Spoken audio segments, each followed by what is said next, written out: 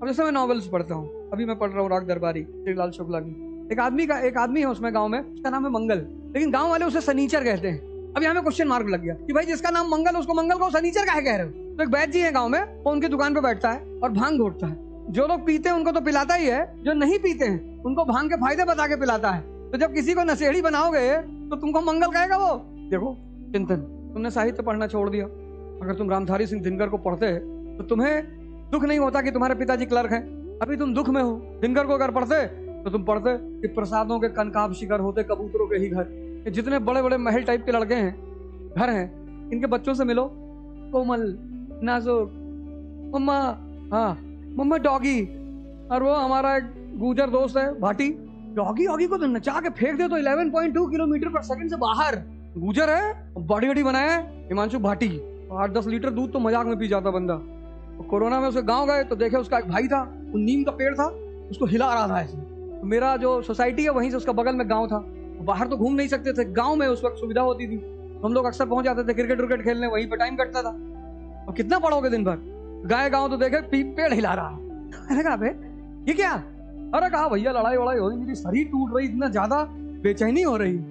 देखो गांव में पलने का नतीजा। तुम सोचते हो कि ये शहर वाले अंग्रेजी बोलते हैं, बहुत बड़े हैं, कुछ नहीं बड़े हैं। तुमने एक अजीब सी हीनता पैदा कर रखी है अपने अंदर।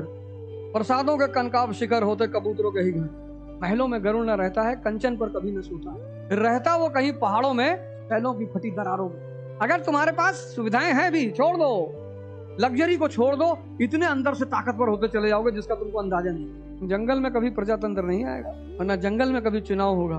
कौन शेर के खिलाफ पर्चा भरेगा? जेब्रा?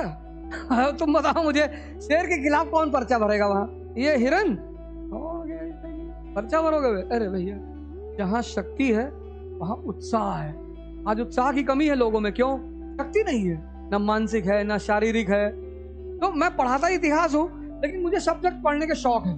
तो जब से मैं पढ़ने लगा, स्कूल में तो मैं पढ़ा नहीं कभी, मेरे जिंदगी के 2 भाग हैं। एक भाग मैं पढ़ा ही नहीं। मैं जिससे पूछूं क्यों पढ़ना चाहिए तो कहे पढ़ोगे तो नौकरी लग जाएगी। मैंने कहा जब पढ़ के भी नौकर ही बनना है तो अनपढ़ नौकर रहो, कम से कम अहंकार तो नहीं पैदा होगा। पता लगा PhD कर लिए, फिर नौकरी कर रहे हैं, और वो मरा हुआ बॉस बदतमीजी कर रहा है, ओए पानी लेके आ। हम जहां भी काम किए, कोई हमसे आज तक बदतमीजी नहीं किया। हम ही किए, सामने वाला तो नहीं किया, उतना मौका ही नहीं दिया। राजनीति कर रहे हैं, वहां भी हमको आज तक कोई कुछ नहीं बोला, बोल ही नहीं सकता। इच्छा थोड़ी है। हमसे साहब कहे पैर छुइए, पैर नहीं छुइएगा तो चुनाव हार गए। अबे मैंने कहा 400 चुनाव हारेंगे, किसी का पैर नहीं छुएंगे। अभी 400 चुनाव और हारेंगे, पर पैर नहीं छुएंगे किसी का। पैर किसका छुआ जाता? गुरु का, माँ बाप का, जिसने तुम्हारा जीवन बदला हो, सबका पैर छुओगे? हमारे रिश्तेदार हैं, उनकी कोरोना में ड्यूटी लगी थी इलेक्शन में, तो सौभाग्य से मेरा स्टूडेंट DM था, तो हमसे कहे कि अवध, हम क्या यार हमारी ड्यूटी कैंसिल करवा दो। हमने कहा चलो सुबह बोल दूंगा, अगर कर देगा तो ठीक है, वैसे हमारा नौकर तो है नहीं, कोई DM SP आपका नौकर तो है नहीं, आप उससे रिक्वेस्ट ही कर सकते हो, वो मान जाए तो अच्छी बात है, ना माने तो कोई बात। अरे बोले कैसे नहीं मानेगा? हम कहीं सब मत कहो कैसे नहीं मानेगा, ये तुमको भी बंद करेगा, हमको भी करेगा। DM बहुत खतरनाक चीज है। प्रधान जी को देखो कैसे गांव में पीछे खड़ा करवा देती है DM, पीछे जाओ, पीछे और पीछे जाओ। वो तो मंजू देवी प्रधान ताकतवर है, कहती जनप्रतिनिधि से ऐसे बात करते हैं। तो गए DM के पास, हम बैठे थे, तो लड़का निकला, DM साहब निकले, मेरे रिश्तेदार से गए, पैर छू लिए तुरंत। देखे अब तो तुम्हारे फूफा है वे? नहीं, तब काहे पैर छुए? हमने कहा इसका छुट्टी कैंसिल मत करना, तो इसको बंद कर लो, इसको कम से कम 10 लाठी मारो, तुम पैर काहे छुए वे? DM क्यों छुए? सम्मान दो, प्रणाम करो कि सर नमस्कार सर, मानी सी बात है, पद पे है तो सम्मान तो देना पड़ेगा। सम्मान नहीं दोगे तो दिखा देगा कि गांजा था इनकी गाड़ी में, 2 पुड़िया गांजा ले जा रहे थे, तो सम्मान तो भाई देना पड़ेगा। वो तो भाई उसने कमाया है तो देना पड़ेगा। पैर क्यों छुए तुम? तो जब तक तुम अंदर से ताकतवर नहीं होगे तब तक बाहर उपलब्धि नहीं होगी। और अंदर से ताकतवर होने के लिए तुम्हें सूर्य से एक चीज सीखनी पड़ेगी, न्यूक्लियर फ्यूजन। चंद्रमा में नहीं होता, चंद्रमा उधार की रोशनी लेके चमकता है, इसलिए कोई भी उससे आंख मिला लेता है और रात भर मिलाता है, लेकिन कोई सूर्य से रात भर आंख, दिन भर आंख नहीं मिला सकता। शाम तक आंख चली जाएगी 2 घंटे बाद। मंजू देवी जो प्रधान है पंचायत में, उनका नाम है नीना गुप्ता। उनको प्रेम हो गया विवियन रिचर्ड से, वेस्ट इंडीज का बहुत बड़ा क्रिकेटर था वो। प्रेम हो गया तो वो प्रेग्नेंट हो गई, तो विवियन रिचर्ड ने शादी करने से मना कर, हम शादी नहीं करें। अब 1980 के दशक में बिना शादी के माँ बनना, आज लोग मार डालते हैं लड़कियों को, बहुत सारे परिवारों में मार ही डालते हैं। अभी यूपी में बागपत एक जिला है, वहां मार दिया, मार के ले जाके गाड़ दिया तुरंत। अच्छा, उसमें उनकी गलती नहीं है, स्त्री के साथ प्रॉब्लम क्या है कि स्त्री का संबंध परिवार के सम्मान से है। स्त्री जब भी कोई कदम उठाती है, वो भी मिडिल क्लास की, तो पूरा परिवार समाज का शिकार हो जाता है। पूरा भाई, बाप, चाचा सब गाली देना शुरू कर देते। तो अगर स्त्री को चाहिए कि मैं जैसा चाहूं वैसा हो, तो उसका एक विकल्प है बड़ा प्यारा, आईएएस बन जाओ। उसके बाद कोई तुम्हारे बाप को कुछ कहेगा ऐसे जीसस क्राइस्ट की तरह, उन्होंने डिसाइड किया कि मैं तो माँ बनूंगी, मैं तो अपने बच्चे को पैदा करूंगी। उनकी बेटी है मसावा गुप्ता, अभी शादी थी उसकी। आखिर वो ऐसा कैसे कर पाई? सिर्फ एक वजह से कर पाई, अगर गांव में होती तो मार दी जाती। E=S।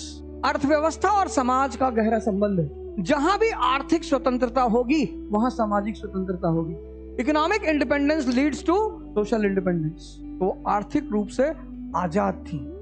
ये काल भारत का द्वितीय नगरीकरण के चरमोत्कर्ष का काल है। अर्थव्यवस्था अपने चरम पर है और औरतें आर्थिक रूप से आजाद हैं। तो जहां भी आर्थिक आजादी होगी, वहां सामाजिक आजादी होगी। नहीं होगी? यहाँ स्त्रियों की दशा क्यों बिगड़ी? अब तो तुमने फैक्टर जाने ही नहीं। मैंने कहा ना, ये जो कोचिंग है बहुत अच्छा। हमसे जब पूछा, एक साहब ने पूछा क्या करोगे विधायक बनकर, हमने कहा सबसे पहले तो मेरा टारगेट है शिक्षा व्यवस्था, और शिक्षा व्यवस्था से पहले टारगेट है कोचिंग व्यवस्था। कोचिंग व्यवस्था 50,000 करोड़ का बिजनेस है, अच्छी बात है, एम्प्लॉयमेंट जनरेट कर रही है, पैसा जनरेट कर रही है, तो उसे खत्म करना तो अनुचित है। मतलब एक बेवकूफी भरा कदम, जो हमें इतना पैसा दे रहा है कमा के और 5,000 करोड़ टैक्स जमा कर रहा है, उस व्यवस्था को हम क्यों मारे? भाई जहां से पैसा आ रहा है उसमें सुधार कर दो। मेरा पूरा इंटेंशन था कोचिंग व्यवस्था को रेगुलराइज करना। फीस लिमिट है, मनमानी कोई नहीं लेगा। और जैसे स्कूलों का औचक निरीक्षण होता है, ऐसे कोचिंगों का भी होगा। फंडामेंटल राइट पढ़ रहे हो और दौरा हो गया इंस्पेक्टर का, तो इंस्पेक्टर की कमाई बढ़ गई।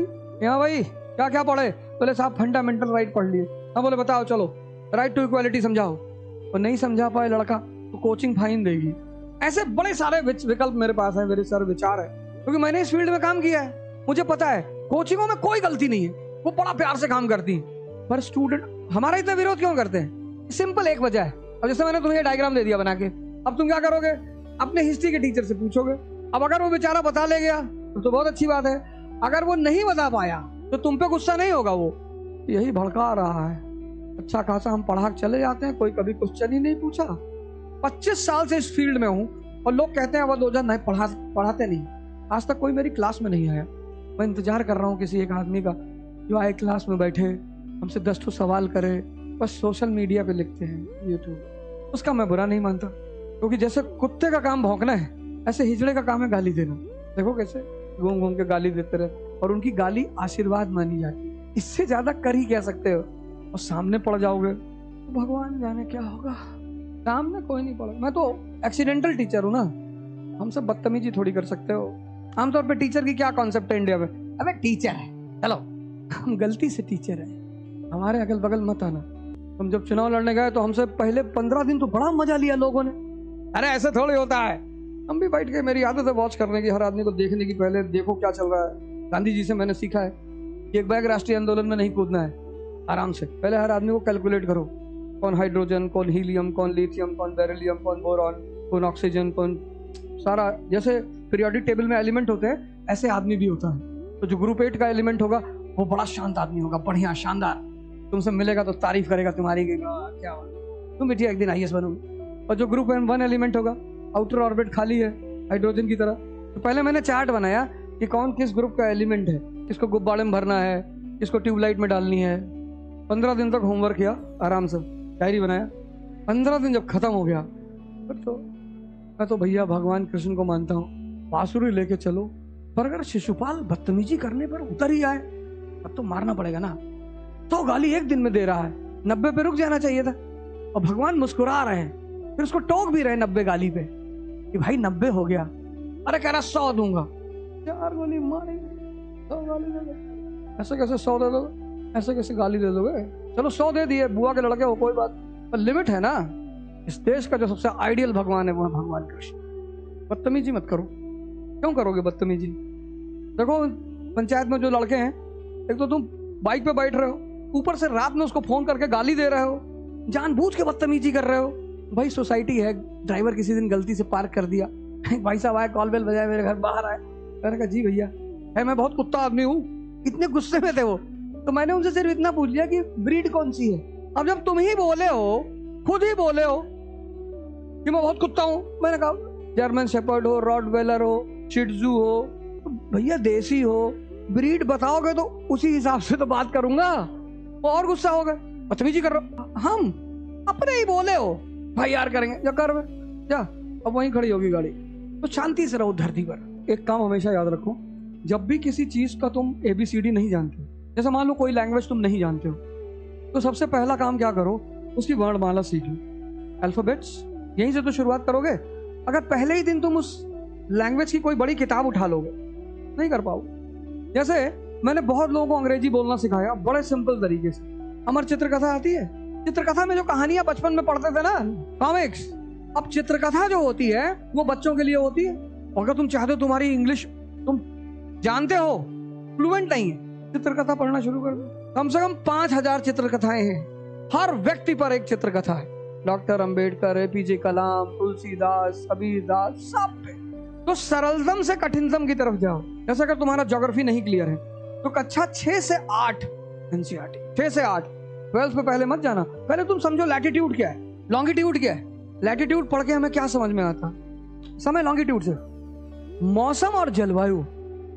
अफ्रीका 2 ट्रॉपिक्स के बीच में पड़ता है, पूरा अफ्रीका, तो पूरे साल उसको सबसे ज्यादा सनरेज मिलती है, तो गर्मी का कॉन्टिनेंट है। अगर तुम पूरा अफ्रीका देखो तो ट्रॉपिकल जोन में है, ट्रॉपिक ऑफ कैंसर, इक्वेटर और ट्रॉपिक ऑफ कैप्रिकॉन, पूरा अफ्रीका पूरा। यानी अगर तुम्हें किसी जगह का जलवायु समझनी, अब ये मान लो अफ्रीका है तो ये ट्रॉपिक ऑफ कैंसर, ये इक्वेटर 0 डिग्री और ये ट्रॉपिक ऑफ कैप्रिकॉन, तो पूरा अफ्रीका ट्रॉपिक्स में पड़ता है। तो जब पूरा अफ्रीका ट्रॉपिक्स में पड़ता है तो सबसे ज्यादा सनरेज यहाँ पे मिलेगी। यानी बिना लैटिट्यूड समझे तुम जलवायु नहीं समझ सकते। अब तुम सोचो, अगर तुम क्लाइमेट की किताब उठा लो, क्लाइमेट पढ़ना शुरू कर दो बिना लैटिट्यूड समझे, तो संभव हो पाएगा? नहीं हो पाएगा। कैसे 8 देखो, थिंकिंग यार, क्रिटिकल थिंकिंग का एक बड़ा प्यारा तरीका ये है, मैंने कहा ना कि तुम चिंतन नहीं करोगे तो वो अप्रोच आएगी नहीं। देखो पंचायत सीरीज तुमने भी देखी, पंचायत मैंने भी देखी। अगर मैं तुमसे कहूँ पहली सीरीज के 4 इंपॉर्टेंट चीजें बताओ जो तुमने उससे सीखी। पहला, अंधविश्वास को जागरूकता से दूर किया जा सकता है, भूत वाला एपिसोड, ये पहली बात है। अंधविश्वास को किससे दूर किया जा सकता है?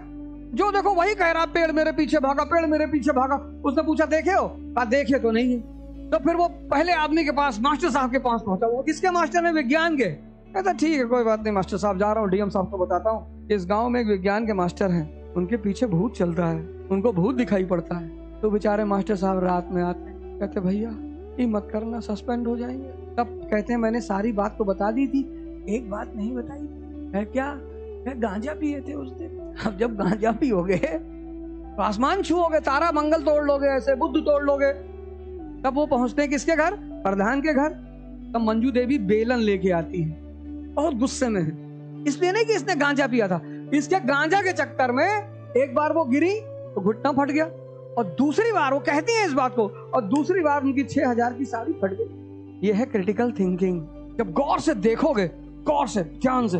तुम में से कितने लोग पूछते हो क्या जॉब के साथ तैयारी हो सकती है? सचिव जी जॉब के साथ ही तैयारी कर रहे हैं। संगत का क्या रोल है? देखो वहां संगत का क्या रोल है। विकास बहुत पढ़ा लिखा नहीं है, लेकिन सचिव को जब जब सचिव दिक्कत में आते तो मोटिवेट करता है, सर प्रतिभा बहुत है आपके अंदर।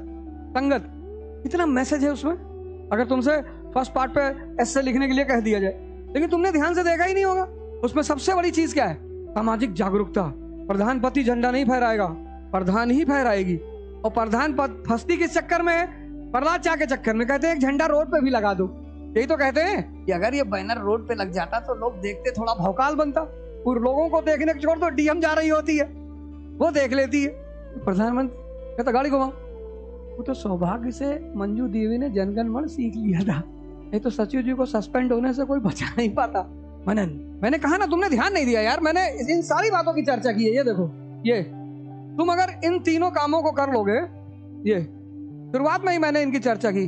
ये देखो कि पढ़ाई के साथ ये अनिवार्य है, और ये अकेले ही होगा, फिर ये ग्रुप में होगा। कम से कम 2 मैक्सिमम 4, 10-12 लोग मत बैठना, नहीं तो मार वार हो जाएगी वहां। और डिस्कशन मतलब ज्ञान का आदान प्रदान, वो श्रेष्ठता नहीं साबित करनी कि मैं ज्यादा जानता हूं तुम कम जानते हो। और फिर रात में सोने से पहले जो कॉन्सेप्ट तैयार किया उसको अपने हाथ से लिख लेना, खत्म।